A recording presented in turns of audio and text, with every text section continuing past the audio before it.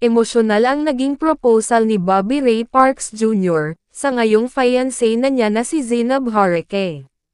Sa YouTube channel ni Zinab, ibinahagi kung paano pinaghandaan ni Daddy Ray ang proposal, kung saan bukod sa mga magulang at kapatid ni Zinab, maging ang namayapa nitong kapatid na si Tara, at anak na si Moon ay dinalaw niya, upang ipaalam ang magandang intensyon, at planong pagpapakasal sa kanyang Belle.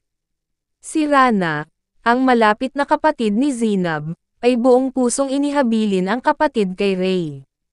Ganoon din ang ina ni Zinab, at ama nito, na alam at ramdam na si Ray na ang lalaki para sa kanilang anak. Buong akala ni Zinab, na pupunta lang sila sa birthday party, ng kaibigan niyang si Donna.